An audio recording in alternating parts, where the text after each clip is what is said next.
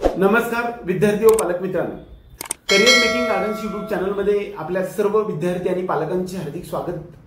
त्याचबरोबर आज आपण एमसीसीचं जे शेड्यूल आहे ते आज संध्याकाळी 5 वाजेपर्यंत महाराष्ट्र आणि भारत देशामधील डीम्ड कॉलेजेस किंवा ऑल इंडिया कोट्यामधून ज्या विद्यार्थ्यांना रेजिग्नेशन द्यायचं होतं त्याची मुदत संपून गेली।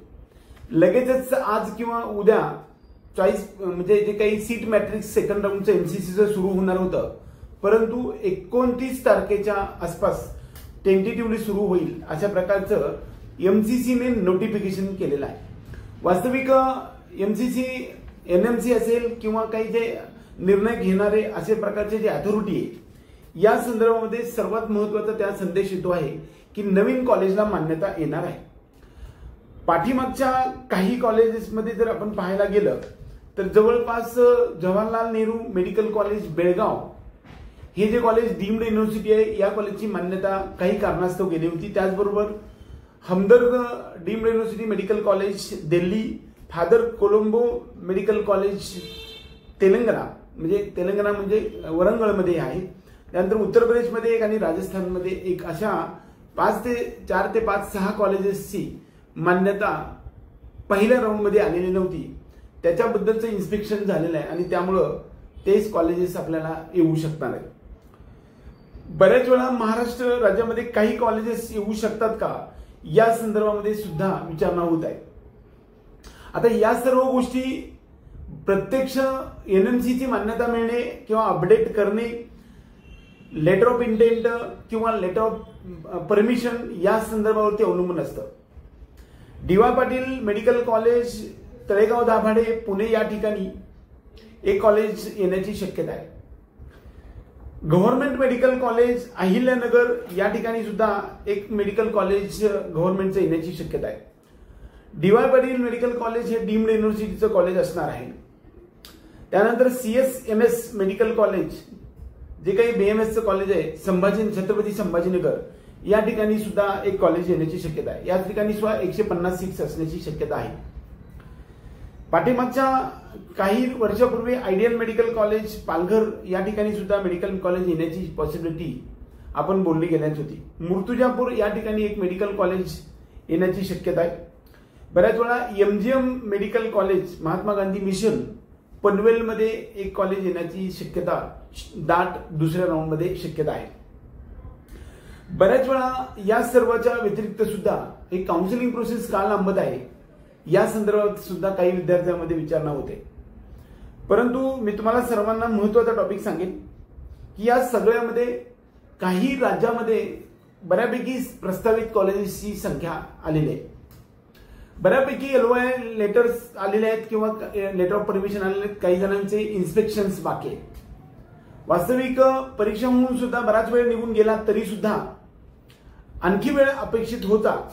त्यामुळे त्या मान्यता शासकीय यंत्रणे थ्रू मान्यता मिळायला काही वेळ निघून गेल्यामुळे बऱ्यापैकी यावर्षी जो काही टॉपिक आपल्याला कॉलेजेसची संख्या येणार आहे त्याच्यावरती अवलंबून आहे। एक तर जम्मू आणि काश्मीरमध्ये आपल्याला एक नवीन कॉलेज येण्याची पॉसिबिलिटी आहे। मध्य प्रदेशमध्ये एक कॉलेज येण्याची शक्यता आहे। गुजरात राज्यामध्ये 3 कॉलेजेस येतील। त्याचबरोबर राजस्थान राज्यामध्ये सुद्धा 4 ते 5 कॉलेजेस येण्याची शक्यता आहे। पश्चिम बंगाल या राज्यामध्ये 5 ते 6 कॉलेज येण्याची शक्यता आहे। आंध्र प्रदेशमध्ये एक कॉलेज येणार आहे। तेलंगणामध्ये एक कॉलेज नवीन येण्याची शक्यता आहे। तमिळनाडूमध्ये 2 कॉलेजेस येणार आहेत। केरळ या राज्यामध्ये सुद्धा 2 कॉलेजचा प्रस्ताव येत आहे। झारखंडमध्ये 3 ते 4 कॉलेजेस नवीन येण्याची पॉसिबिलिटी आहे। उत्तर प्रदेशमध्ये गेल्या वर्षी जवळपास 10 ते 12 नवीन कॉलेज आले होते। यावर्षी सुद्धा MBBS कॉलेज उत्तर प्रदेशमध्ये 4 येण्याची पॉसिबिलिटी आहे। बिहारमध्ये पहिले कॉलेजेस जे आहेत त्याच्यामध्ये वाढ होऊन 4 ते 5 कॉलेजेस प्रस्तावित आहेत। बऱ्याच वेळा 50 पेक्षा जास्त किंवा 40 ते 50 कॉलेजेसची भारत देशाच्या लेवलवरती संख्या येण्याची शक्यता आहे। म्हणजे 50 कॉलेजेसची मान्यता कोणत्या राऊंडमध्ये येईल याबद्दल मात्र सांगता येणार नाही। एक तर पहिल्या आताच्या येईल त्या दुसऱ्या राऊंडमध्ये काही कॉलेजेस येऊ शकतात। जे काही जुने कॉलेजेस आहेत त्याची मान्यता गेली होती अशा कॉलेजेसची मान्यता येऊ शकते। काही जणांची येणार पण नाही। कदाचित ते दुसऱ्या तिसऱ्या राऊंडमध्ये येऊ शकतात। काही कॉलेजेसमध्ये जवळपास संपूर्ण प्रक्रिया पूर्ण झालेली आहे आणि नवीन कॉलेजेस आहेत ते पण नव्याने पुन्हा सुरू होऊ शकतात. काही कॉलेजेसमध्ये संख्या कमी आहे. Government college Nashik, government college LT मार्ग मुंबई, त्याचबरोबर श्री रामचंद्र मेडिकल कॉलेज संभाजीनगर या ठिकाणी सुद्धा कदाचित 100 किंवा 150 विद्यार्थी होण्याची शक्यता आहे. गव्हर्नमेंटमध्ये मात्र 100 सीट्स येऊ शकतात. गव्हर्नमेंट मेडिकल कॉलेज अहिल्यानगरमध्ये सुद्धा येऊ शकतात. वास्तविक हे सर्व अंदाज आहे. हे कधी येतील हे कुणालाही माहीत नाही. NMC वरती अपडेट ज्यावेळेस होईल त्यावेळेस ते खऱ्या अर्थानं होतात. या राऊंडमध्ये 100% काही कॉलेज देश पातळीवरती होणार आहे. 75,000 एवढे सीट्स आपल्याला 5 वर्षामध्ये वाढवायचे असतील तर दरवर्षी 15,000 एवढी सीट्स वाढवाव्या लागतात. पण ते यावर्षी एवढे तरी वाढणार नाही, परंतु एक 2-4 हजार तरी सीट्स वाढतील असं एकंदरीत अंदाज आहे. परंतु बऱ्याच वेळा विद्यार्थी आणि पालकांमध्ये एक शंका उपस्थित असते किंवा आपला प्रोग्राम डिले का होत आहे. खूप साऱ्या गोष्टी क्लिष्ट पद्धतीने बनवल्या जातात. सर्व कॅटेगरीचा विचार केला जातो. PWD पासून, ऑर्फन पासून ते सर्व जे काही कॉन्स्टिट्यूशन रिझर्वेशनचा, त्याच्या फी भरण्याच्या कॅपॅसिटीचा, आर्थिक कॅपॅसिटीचा, हिली एरियापासून ते MKB एरियापर्यंत वेगवेगळ्या राज्यामधल्या असलेल्या रिझर्वेशननुसार आणि वेळाचं सर्व काउन्सिलिंग मार्गाचा सर्वांचा एकत्रित ताळतंत्र जोडण्यासाठी म्हणून हा वेळ जात असतो.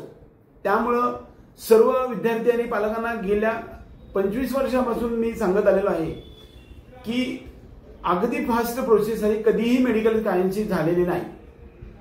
कधी कधी मार्च महिन्यामध्ये सुद्धा 2021 मध्ये मार्च महिन्यामध्ये आपले विद्यार्थी पहिल्यांदा वर्गात गेले.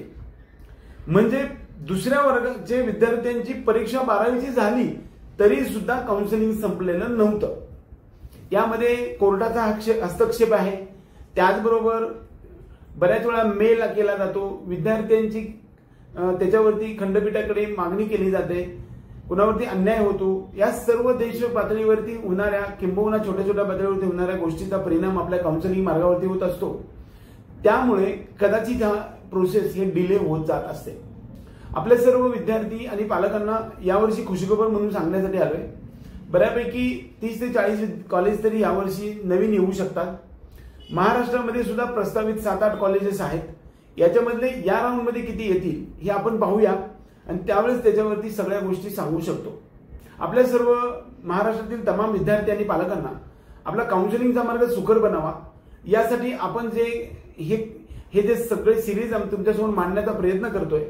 कदाचित ही आवडली तर व्हिडिओ लाईक करा. त्याचबरोबर आपल्या चॅनलला सबस्क्राईब करून बेल आयकॉन दाबा. एवढंच या निमित्ताने. जय हिंद, जय महाराष्ट्र.